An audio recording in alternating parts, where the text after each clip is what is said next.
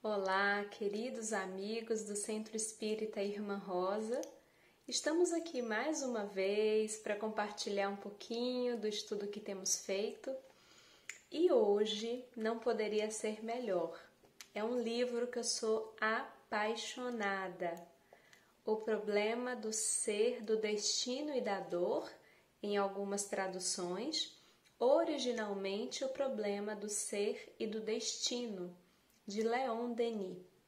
Esse ser que tanto admiramos, esse mestre que acompanhamos assim com tanto carinho, que tanto nos ofertou e que deixou uma estrutura, uma base, acréscimos incríveis à doutrina espírita, especialmente no seu aspecto filosófico. Quem não teve ainda a oportunidade de estudar as obras de Leon Denis, recomendo com muita força. Uma das minhas obras preferidas é essa, O Problema do Ser e do Destino, e também Depois da Morte. O Grande Enigma e todas as outras são incríveis, mas essas duas são realmente as que eu tenho assim um apreço enorme. E hoje nós vamos estudar um pouquinho o tema Justiça e Responsabilidade, que está no item 18, também falando do problema do mal. Leon Denis vem nesse momento aqui fazendo um raciocínio, ele que aqui a gente, se vocês observarem, já está mais para o final da obra. No final, inclusive, ele vai falar das potências da alma, que é um tema também incrível. Então, ele veio falando das vidas sucessivas e ele apresentou várias ideias, né? Vários autores que já apresentavam isso, com diferentes pensamentos, em diferentes momentos, para que ele possa agora nos apresentar o pensamento e a força explicativa, consoladora, do que ele chama aqui de o novo espiritualismo. Era dessa forma que Leon Denis e vários dos seus contemporâneos se referiam ao espiritismo, como novo espiritualismo. Lá no início do Livro dos Espíritos, Kardec, não só nesse livro, mas também em outros, também no livro que é o Espiritismo, ele vai falar bastante sobre isso, que a doutrina espírita, ela está dentro do espiritualismo, é uma doutrina espiritualista.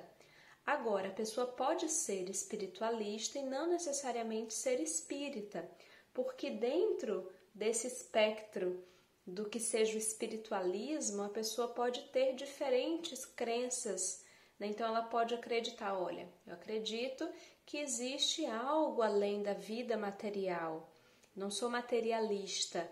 Agora, a explicação do que vem depois, reencarnação, isso pode existir. Existem várias doutrinas espiritualistas, inclusive muito mais antigas do que a doutrina espírita, mas a forma como isso vai ser explicado, né, pode ser assim, absolutamente diferente.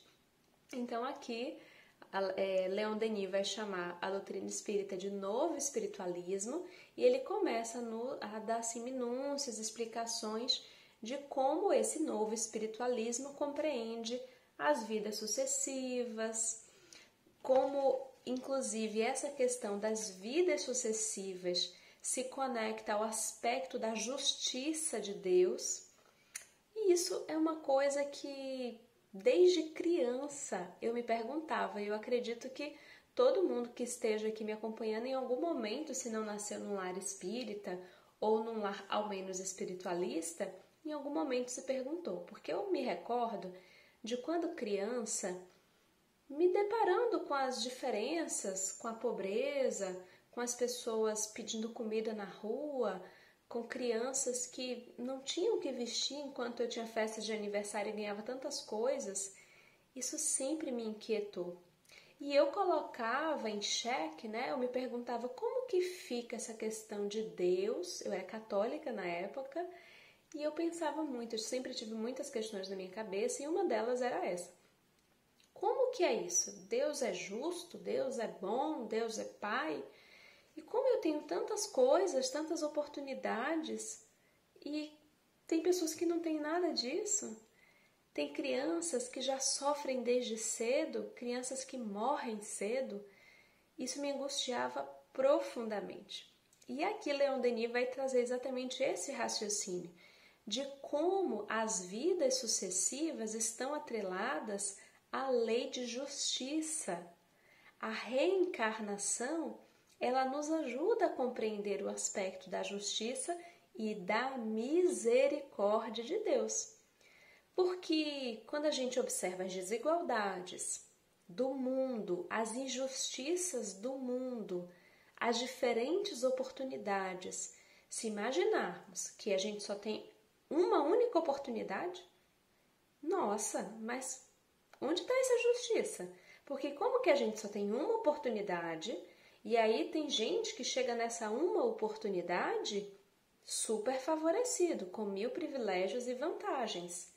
Então é como se fosse uma corrida em que tem alguém com uma Ferrari e que, além de estar com uma Ferrari, ainda vai na frente. E outra pessoa está com um Fusquinha, daquele assim, ó, que nem fizeram lá uma melhoria como fazem hoje, aquele Fusquinha antigo, motor antigo, tudo antigo. E assim, como que essas pessoas podem alcançar a felicidade, o reino dos céus, o que quer que seja, com tamanha desvantagem? Então, um Deus que permitisse isso e acabou, né? Todo mundo ali morreu, vai decidir se vai para o céu ou se vai para o inferno a partir dessa única vida, dessa única perspectiva. Realmente, nesse Deus, eu acho que eu não conseguiria acreditar, porque me dá uma sensação de injustiça muito grande, de falta de misericórdia muito grande.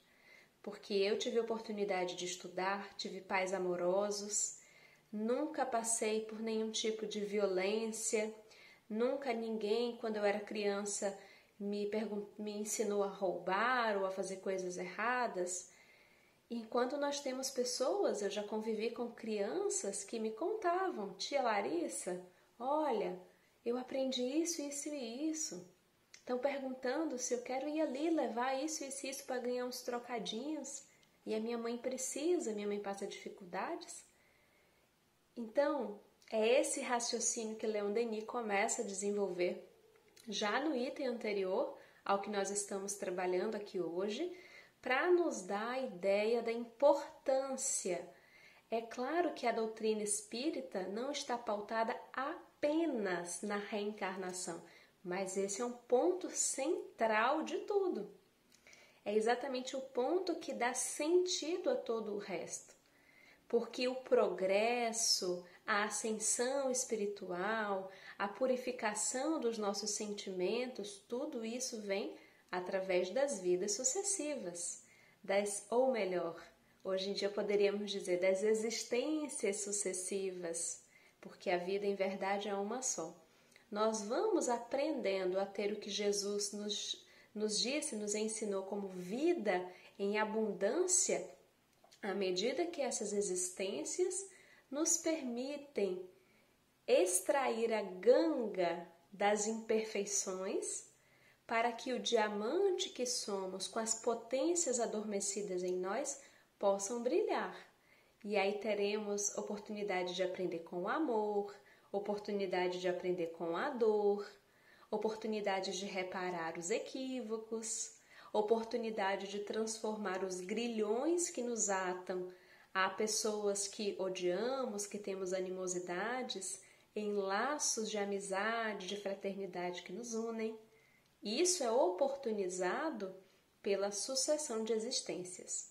Então eu gostaria de ler alguns trechos aqui de Leon Denis, porque eu considero muito difícil reproduzir com clareza e com perfeição o raciocínio dele, que é poético, que é gracioso. Então ele nos diz assim: a lei dos renascimentos, dissemos, rege a vida universal. Com alguma atenção, poderíamos ler em toda a natureza, como num livro, o mistério da morte e da ressurreição.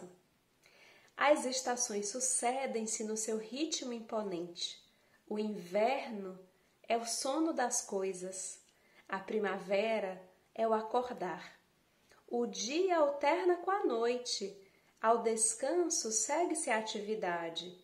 O espírito ascende às regiões superiores para tornar a descer e continuar com forças novas a tarefa interrompida. As transformações da planta e do animal não são menos significativas. A planta morre para renascer. Cada vez que volta a seiva, tudo murcha para reflorir. A larva, a crisálida e a borboleta são outros tantos exemplos que reproduzem, com mais ou menos fidelidade, as fases alternadas da vida imortal. Como seria possível que só o homem ficasse fora do alcance desta lei, quando tudo está ligado por laços numerosos e fortes? Como admitir que nossa vida seja como um ponto atirado, sem ligação, para os turbilhões do tempo e do espaço? Nada antes, nada depois. Não. O homem, como todas as coisas, está sujeito à lei eterna. Tudo o que tem vivido reviverá, em outras formas, para evoluir e aperfeiçoar-se.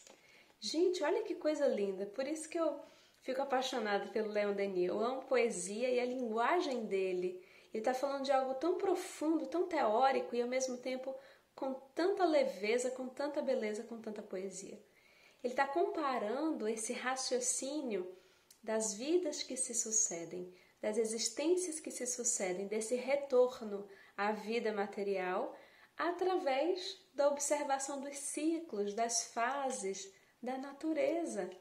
Então, se tudo está em constante transformação, se a gente sabe que quando caem as folhas de uma árvore, a própria terra consegue absorver, tudo é aproveitado, nada se perde e assim nascem novas plantas, então como o homem poderia estar fora disso? Como que uma fase da criação já tão elaborada, que é capaz de raciocinar, que tem neocórtex, que é capaz de sentir empatia, de colocar-se no lugar do outro, de construir prédios, arranha-céus, como, nesse ponto tão refinado da evolução, poderia haver desperdício? Poderia haver tanta desigualdade? Esse é o raciocínio. E então, vamos pular um pouquinho, porque é um tanto quanto extenso, né? O raciocínio, a gente pula um pouquinho mais para frente. E aí ele vai dizer assim: assim, o ser psíquico, em todas as fases de sua ascensão, encontra-se tal qual a si mesmo se fez. Nenhuma aspiração nobre é estéril, nenhum sacrifício baldado, e na obra imensa todos são colaboradores, desde a alma obscura até o gênio mais radioso. Uma cadeia sem fim liga os seres, na majestosa unidade do cosmo. É uma efusão de luz e amor, que das cumeadas divinas jorra e se derrama sobre todos para regenerá-los e fecundá-los. Isso é muito lindo, porque o Livro dos Espíritos vai nos dizer que todos os seres, todos nós fomos criados simples e ignorantes. Quando estamos lá na nossa etapa, começamos, viemos nos degraus evolutivos dos reinos diferentes, muito e muito tempo no reino mineral, muito e muito tempo no reino vegetal, muito e muito tempo no reino animal, e nós somos egressos desse reino animal, que ainda tem pontos de conexão com o estágio de humanidade, por exemplo, os instintos. Inclusive, os animais têm também aspectos de inteligência que são cada vez mais comprovados. E quando nós chegamos à etapa hominal, quando nos tornamos homens, nada na natureza do dia para a noite é brusco, é um processo. Então, à medida que o nosso livre-arbítrio vai nos dando a chance de escolher, essa possibilidade de escolher vem junto com a compreensão inicialmente rasa, inicialmente superficial do que é certo e do que é errado, do bem e do mal. Então, o livre-arbítrio, ele caminha junto, a responsabilização pelo que se faz, caminha junto com a consciência do que é certo e do que é errado. Tudo isso é gradativo. A gente não chega na fase de homem e é implantado um chip que a gente já faz um download de todos os aspectos da lei de Deus. A consciência já, lei de Deus, pá, já sei tudo. E aí você já é cobrado por tudo. Que nem criança. Olha como isso que o Leon Denis fez de comparar, da gente poder ler na natureza como funciona a lei de Deus. A gente pode ler na infância dos nossos filhos como funciona também a lei de Deus em relação à infância dos espíritos, porque é muito parecido. As crianças simplesmente chegam, nascem e já sabem tudo como funciona, o que é certo, o que é errado, e já são responsabilizadas por tudo? Não. A gente vai ensinando, elas vão compreendendo, vão assimilando, vão registrando, errando, acertando, não é assim? E a gente vai cobrando conforme o que a gente já ensinou. A gente não tem como cobrar da criança que já saiba uma coisa que ela não tem nem condições de saber. Aquela criança pequenininha que às vezes quer tomar do outro, a gente sabe que não é egoísmo, sabe que ela não tem condições ainda de dividir, que o cérebro dela ainda está muito imaturo. E vai chegar o momento da gente ensinar, dividir, e que ela vai ter condições, inclusive, de compreender causa, consequência. Evolutivamente, a mesma coisa aconteceu conosco. Houve um momento em que a gente saía simplesmente pelo instinto. Depois vieram as paixões nos impulsionando a sair gradativamente do instinto para agir um pouco mais, para buscar um pouco mais. E então nós fomos despertando para o que é certo, o que é errado, os limites, a convivência social. Fomos percebendo os atritos dessa convivência, as consequências e assim o livre-arbítrio, a responsabilização ia crescendo. E assim também a nossa consciência ia despertando, porque o germen está lá, mas vai despertando gradativamente. Então, esse raciocínio aqui que o Leon Denis fez, eu acho muito interessante, porque ele vai falando dos objetivos também desse suceder de existências. E um desses objetivos que está lá no Livro dos Espíritos é também colocar a criatura, colocar o espírito em condições de contribuir com a parte que lhe cabe na obra da criação. Então, nós passamos pelas existências com a finalidade de aprender, de discernir, de despertar a nossa consciência, de burilar-nos intelectualmente, de desenvolvermos o nosso intelecto, de burilarmos-nos emocionalmente, moralmente, mas também de estar em condições de contribuir com a obra da criação, de contribuir com a seara de Deus. Porque no início a gente está desconectado do todo, né? A gente está muito ali querendo atender às nossas necessidades.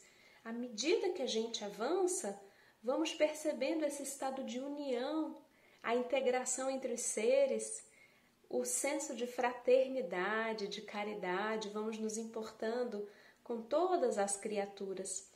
E também uma coisa que o Leon Denis falou aqui, que está lá também no Livro dos Espíritos, é como a lei de solidariedade funciona.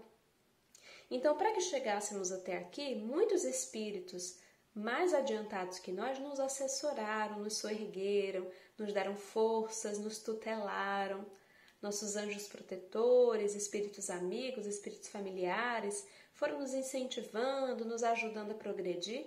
Assim também há a nossa responsabilidade em relação aos nossos pares, àqueles da nossa convivência, que estão lado a lado, e aqueles também que têm maior dificuldade de compreender, aqueles que nós consideramos inferiores, nós temos responsabilidade de ajudá-los, porque fomos também auxiliados, somos também auxiliados.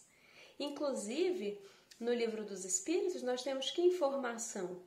Que essa lei de solidariedade é tão interessante que quando espíritos de esferas superiores precisam realizar fenômenos, isso está lá na parte de escalas espíritas do Livro dos Espíritos, quando eles precisam realizar fenômenos mais materiais, eles se utilizam de espíritos inferiores que têm mais identificação com a matéria. Olha que interessante. E aí a gente avança mais um pouquinho. Resumamos. Havemos demonstrado no decurso deste estudo a importância da doutrina das reencarnações. Vimos nela uma das bases essenciais em que assenta o novo espiritualismo. Seu alcance é imenso. Ela explica a desigualdade das condições humanas, a variedade infinita das aptidões, das faculdades, dos caracteres, dissipa os mistérios perturbadores e as contradições da vida, resolve o problema do mal. É ela que faz suceder a ordem e a desordem, estabelecer-se a luz no seio das trevas, desaparecer as injustiças, desvanecer-se as iniquidades aparentes da sorte para serem substituídas pela lei máscula e majestosa da repercussão dos atos e de suas consequências. E esta lei de justiça imanente que governa os mundos inscreveu a Deus no âmago das coisas e na consciência humana. E mais à frente, com o novo espiritualismo, a questão do mal toma aspecto muito diferente. O mal é apenas o estado transitório do ser em via de evolução para o bem. O mal é a medida da inferioridade dos mundos e dos indivíduos. É também, como vimos, a sanção do passado. Toda a escala comporta graus. Nossas vidas terrestres representam os graus inferiores de nossa ascensão eterna. Tudo ao redor de nós demonstra a inferioridade do planeta em que habitamos. Muito inclinado sobre o eixo, sua posição astronômica é a causa de perturbações frequentes e de bruscas mudanças de temperatura. A humanidade terrestre, para subsistir, está condenada a um labor penoso. Milhões de homens, jungidos ao trabalho, não sabem o que é o descanso nem o bem-estar. Entretanto, nossa estada neste meio é simplesmente temporária e subordinada às exigências de nossa educação psíquica. Outros mundos melhor aquinhoados sob todos os pontos de vista nos aguardam. O mal, a dor, o sofrimento, atributos da vida terrestre, têm forçosa razão de ser. São o chicote, a espora que nos estimulam e nos fazem andar para a frente. Leon Denis tinha o costume de dizer nas suas obras: sigamos para a frente e para o alto.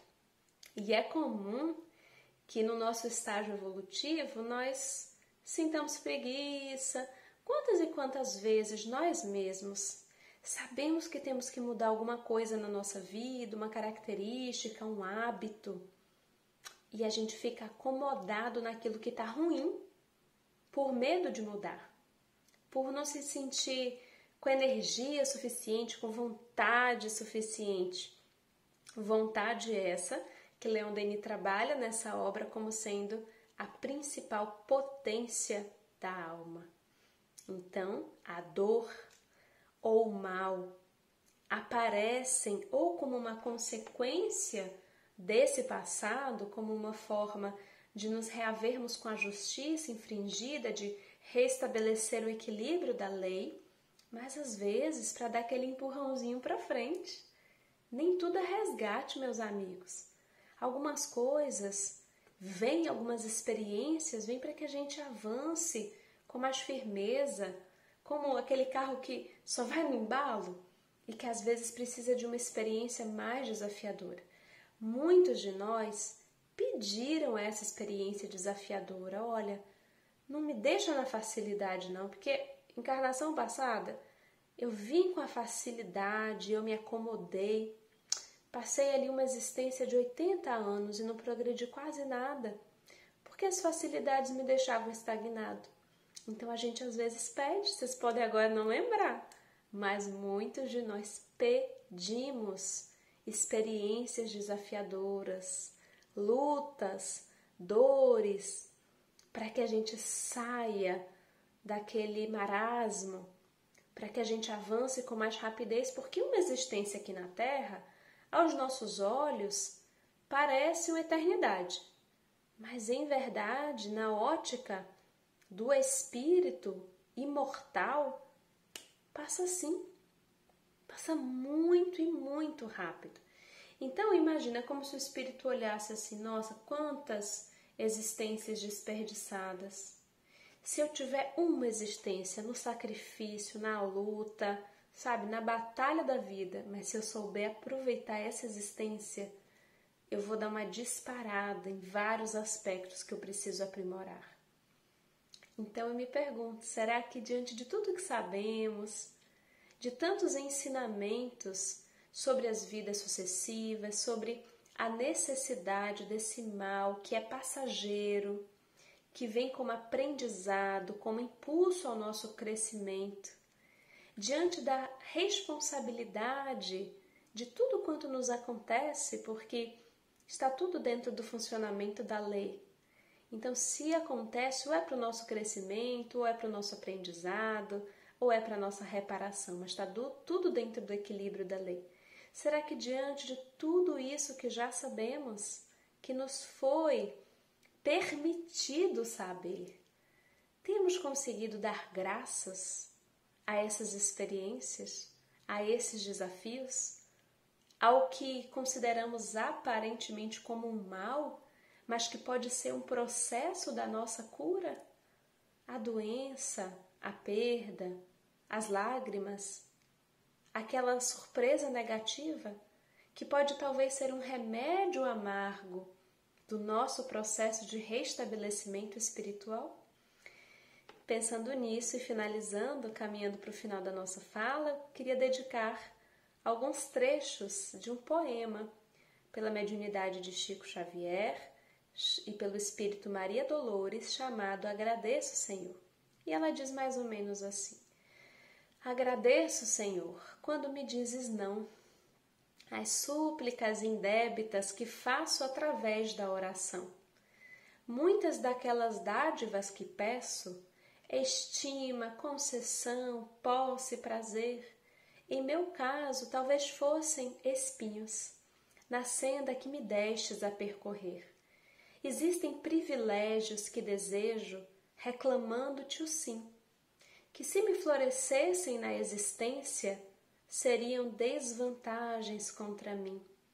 De outras vezes, imploro-te favores, entre lamentação, choro, barulho, mero capricho, simples algazarra, que me escapam do orgulho. Não me escutes as exigências loucas, faze-me perceber que alcançarei, além do necessário, se cumprir o meu dever. Agradeço, meu Deus, quando me dizes não, com o teu amor, e sempre que te rogo que não deva, não me atendas, Senhor. Queridos amigos, nós vamos agora passar a palavra para nossa irmã Graça, que vai então fazer uma prece final, que vai fluidificar a água que está aí reservada para o nosso tratamento, para o nosso refazimento espiritual. E agradeço a oportunidade para deixar aqui um abraço carinhoso, votos de paz, de saúde, de tranquilidade a todos os amigos que aqui nos acompanham. Paz e bênçãos a todos.